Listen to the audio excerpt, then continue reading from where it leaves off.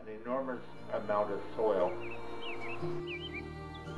I found it interesting that during the 1800s, what is known today as Rottnest shopping area was used as the stable yard for the prison superintendent's residence.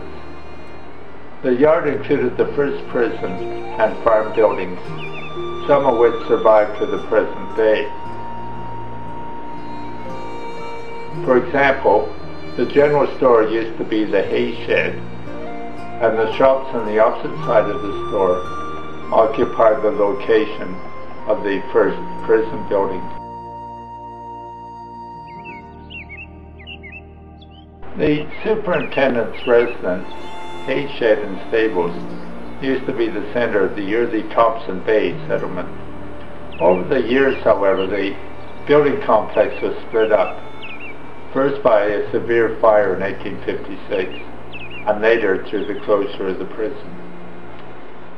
With the arrival of the first holiday makers in the early 1900s, the old farm buildings became redundant and new tourist facilities were needed.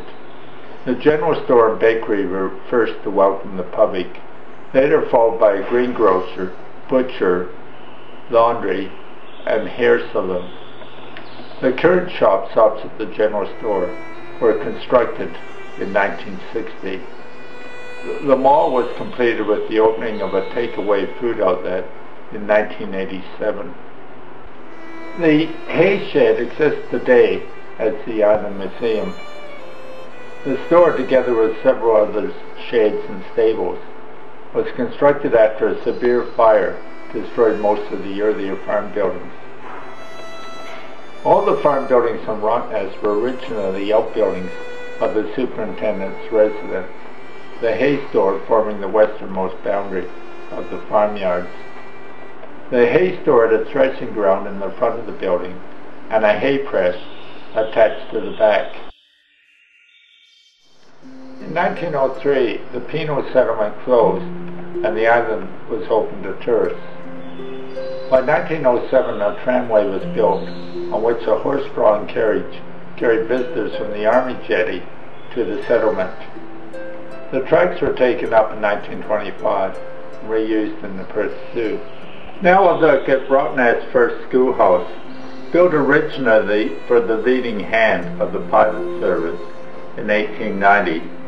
It was converted to Rottnest's first school with the closing of the pilot school in 1903. Children before that time attended school in what was the old chapel. It operated as a school between 1910 and 1960.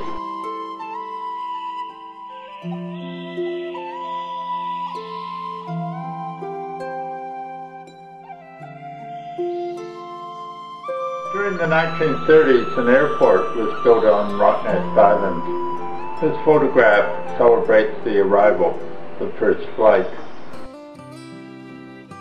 Now we'll review the history of the Quokka Arms Hotel.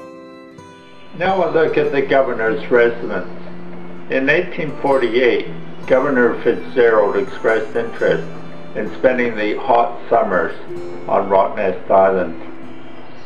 Superintendent Vincent's house was originally used as the governor's house, but in 1861, Vincent began work with convict labor to build a purpose-made summer residence for the governor overlooking Thomson Bay. The 1912-1913 summer was the last time the governor used the residence in Rottnest.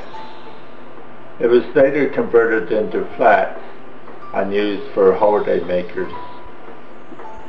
It was renamed the Hotel Rottnest in 1953, and in 1963 the bistro and holiday accommodation for tourists were added.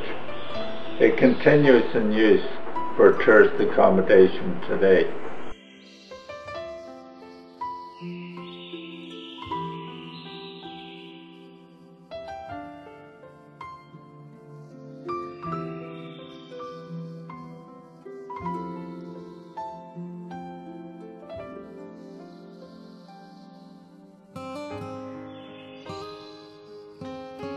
The modernization continued for the Rottnest Hotel.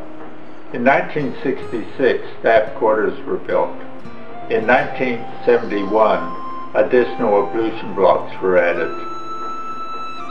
Also, a large bar and lounge to the north side of the hotel made an appearance, along with a cooling room and loading dock.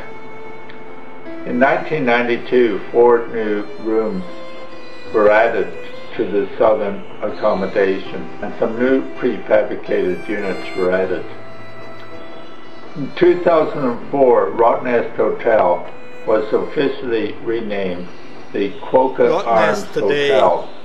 Remains as a major tourist visiting point for visitors right around the world.